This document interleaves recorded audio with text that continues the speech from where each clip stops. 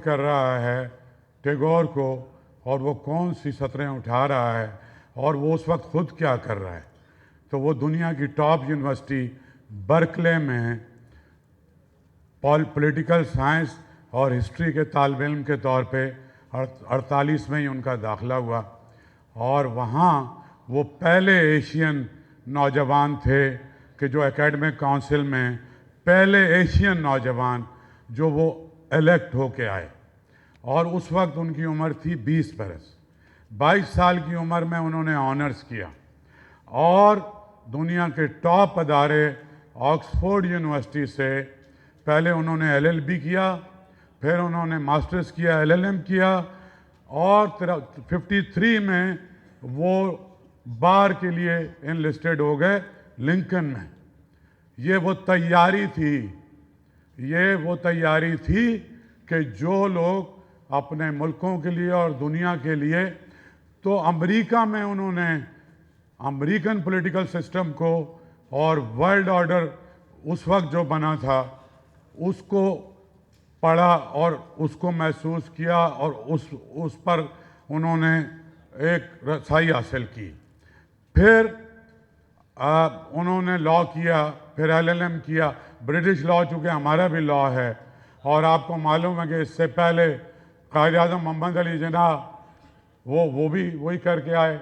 उन्होंने लॉ पढ़ा कि मुझे मुकदमा लड़ना है अगर इस मुल्क का।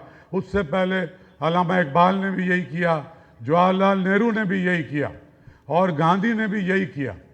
तो जुल्फ़िकार अली भुट्टो को और उनके वालिद शाह नवाज भुट्टो को ये एहसास था कि जो लड़का है ना, ये लड़का क्या करेगा आगे जाके, और 53 साल में ये करके आ गए। 56 और 57 में पाकिस्तान की नुमाइंदगी करते रहे यूनाइटेड नेशन में, सिक्योरिटी काउंसिल में। 25 साल की उम्र में मिनिस्टर हो गए और एक्सपर्ट हो गए एज अ फॉरेन मिनिस्टर। फिर 63 की जनवरी में फॉरेन मिनिस्टर बन गए। And when he was foreign minister, आप सबको पता है कि उनकी जान जाने के क्या क्या असबाब हैं।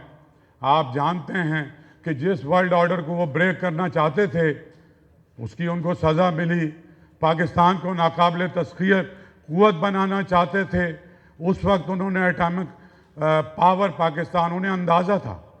उन्होंने फिर 74 की जो कॉन्फ्रेंस हुई, 74 में एक और कॉन्फ्रेंस भी हुई और वो थी सिंध थ्रू द सेंचुरी।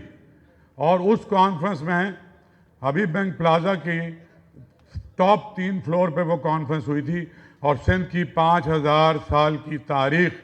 तो भुट्टो को तारीख का भी इदराक था, भुट्टो को पॉलिटिक्स का भी पता था, भुट्टो को दुनिया की डायनेमिक्स का भी पता था, लेकिन भुट्टो को सकाफत का भी पता था। Zulfikar Ali Bhutto as foreign minister 10 बार इस आर्ट्स काउंसिल के कच्चे फर्श पे आके तकरीरें करते रहे। वो पहला आदमी था इस मुल्क में जिसने तमाम सकाफती अदारे बनाए। उनको ये भी पता था कि ग्लोबल कनेक्टिविटी और डिप्लोमेसी थ्रू कल्चर जो है उसकी इम्पोर्टेंस क्या है। तो आज की जो दुनिया है वो मैंने ये सोचा, फिर मैंने डॉक्टर जाफ़र साहब से डिस्कस किया कि ये जो सूरत हाल है जो भुट्टो देख रहा था, तो मुझे कमर जमील साहब का एक शेर याद आया, मैं आपके साथ कोट करना चाहता हूँ। वो शेर है कि ख्वाब में जो कुछ देख रहा हूँ उसका दिखाना मुश्किल है, आईने में फूल खिला है हाथ लगाना मुश्किल है। उसको नज़र आ रहा था कि ये किस तरह से दुनिया जो है ये एक यूनिपोलर वर्ल्ड बन जाएगी, किस तरह से इसके तमाम वसाइल के ऊपर सिर्फ तागूती क़ुव्वतों का कब्ज़ा होगा और किस तरह से यहाँ की पसमानदा लोग जो हैं मज़ीद पसमानदगी की तरफ जाएंगे। उन्होंने नारेबाजी नहीं की, उन्होंने अमली काम किए।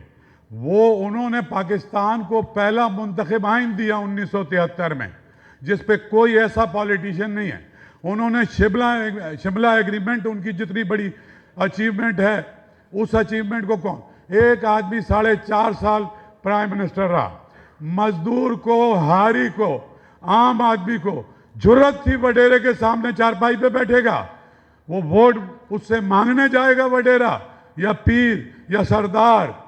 ये जुल्फ़िकार अली भुट्टो ने और कुछ भी ना करता, जो हारी और मजदूर को सर उठा के सवाल करने का उसने मौका दिया कि मेरी मेहनत कहाँ है, तुम्हारे कारखाने में, तुम्हारे खेत में, ये जुल्फ़िकार अली भुट्टो था।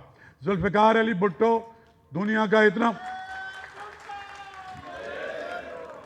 जुल्फ़िकार अली भुट्टो दुनिया का आलिम तरीन इंसान, लेकिन जब वो अपने कारकुनों के पास जाता था, जब अपनी आवाम के पास जाता था, तो वो सूट पहन के सिगार पीते हुए तो नहीं जाता था, वो उन्हीं की तरह होता था। वो उसके ये बटन भी खुले हुए होते थे, गिरेबान के बटन भी खुले हुए होते थे, मुंह से झाग जा रही होती थी, और वो अपने लोगों के लिए काम करता था। फिर नेशनलाइजेशन, अब ये कितना बड़ा झटका था लोकल साम्राज्य के लिए। साम्राज्य सिर्फ आफाकी तो नहीं है ना, हर जगह एक साम्राज्य है और उसके नुमाइंदे हैं। फिर सबने मिलके, और फिर एटम बम, पहली मुस्लिम स्टेट, एटम बम का ख्वाब देख ले, आज तक कोई दूसरा मुल्क नहीं हो सका। तो इस वक्त जो मिडिल ईस्ट वॉर है, या इससे पहले जो कुछ हुआ, या इराक ईरान वॉर हुई, या कुवैत पे जो हमला किया गया, ये दुनिया के जो नेचुरल रिसोर्सेज और जो ज़खायर हैं उनके ऊपर तसल्लुत का मतलब ये है कि आप पूरी दुनिया को, ये नया न्यू कॉलोनियलिज्म है। पहले इनकी फौजें जाके मुल्क फतह करती थी, अब आप इक्तसादी तौर पे और आपके ज़िंदा रहने के पानी के ज़खायर, जैसे इंडिया ने हमारे पानी के दरियाओं के साथ किया है, आपके तेल के ज़खायर, आपकी गैस के ज़खायर, उनके ऊपर कब्ज़ा किया हुआ। आप इधर से देख लें, उधर से देख लें, वेनेजुएला देख लें, क्यूबा का हाल देख लें। मैं तो लेफ्ट और राइट की बात ही नहीं करता, लेकिन मैं प्रोलेटारिया की और सो कॉल्ड अशराफिया की बात करता हूँ।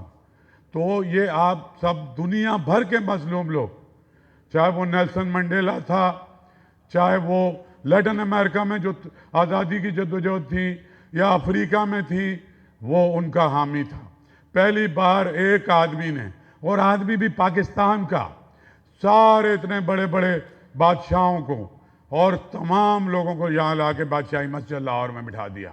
एक कॉन्फ्रेंस हुई कि आपकी वेल्थ हमारी स्ट्रेंथ, और हमें साइंटिफिक, हमें बहुत शदीद ज़रूरत है। जुल्फ़िकार अली भुट्टो ने सारे टेक्निकल एजुकेशन इस मुल्क के बनाए, सारे टेक्निकल एजुकेशन।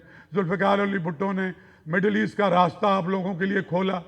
गुर्बत थी, घर में रोटी नहीं थी, टेप रिकॉर्डर जुल्फ़िकार अली भुट्टो की वजह से आया, घर में टेलीविज़न जुल्फ़िकार अली भुट्टो की वजह से आया, मून लाइट का कंबल जुल्फ़िकार अली भुट्टो की वजह से आया। गांव के अंदर जो लोगों में खुशहाली जो थी, वो मिडिल ईस्ट में उन्हें मिलियंस ऑफ मिलियन भेजे ताकि ये वापस आएँ, और जो बिल्कुल डाउन ट्रोडन, जो बिल्कुल सप्रेस्ड, जो बिलो पॉवर्टी लोग हैं, ये भी इस काबिल हों कि वो ऊपर जाएं। मैं आप सबका शुक्रिया, मुझे तो अदा नहीं करना चाहिए, क्योंकि आपकी ऑनरशिप जुल्फ़िकार अली भुट्टो पे मुझसे बहुत ज़्यादा है। लेकिन मैं जो भी कुछ काम करता हूँ, मेरे दिमाग में अगर आदमी कोई फंसा हुआ है ना, तो खुदा की कसम वो जुल्फ़िकार अली भुट्टो के अलावा कोई आदमी नहीं है। पाकिस्तान में पहली पॉलिटिकल पार्टी, पहली डेमोक्रेटिक पार्टी की बुनियाद रखने वाला भी वही है। 4.5 साल में पूरी दुनिया को उल्टा के वो ऐसा हो जाए कि पूरी दुनिया की सारी कुव्वतें उससे खौफ खाने लग जाएं, तो वो था जुल्फ़िकार। मैं सिर्फ शुक्रिया अपने जो मेरे डेलीगेट हैं, मशाहिद साहब कोलंबो में थे, मैंने इन्हें फ़ोन किया कि भाई कट शॉर्ट करें, और मैंने जानबूझ के ऐसा पैनल बनाया है कि वो प्योर पीपल्स पार्टी का पैनल नहीं होना चाहिए। जुल्फ़िकार अली भुट्टो की शख्सियत पीपल्स पार्टी से बहुत बड़ी है, उनका एक यूनिवर्सल इम्पैक्ट है, यूनिवर्सल विजन है। इसी तरह सोहेल भाई को मैंने फ़ोन किया, तो इन्होंने कहा, लेकिन इन्होंने कहा आप जब हुक्म करते हैं मैं आ जाता हूँ। फिर मैंने हुमा से बात की, डॉक्टर हुमा बकाई, और मैंने मज़हर से बात की। मैं इसको फॉर ग्रांटेड लेता हूँ, हम 45 साल से साथ हैं।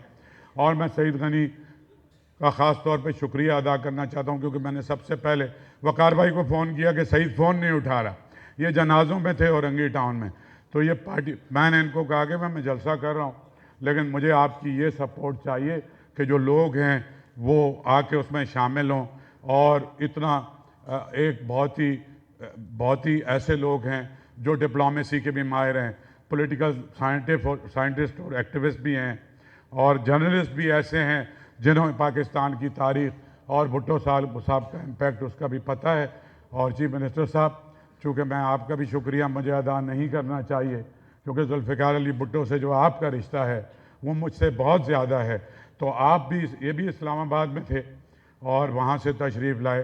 सो मैं आप सबका शुक्रगुज़ार हूँ, जो ऑडियंस है हमारी उसका, कि आप आज इसमें शामिल हुए। बहुत बहुत शुक्रिया।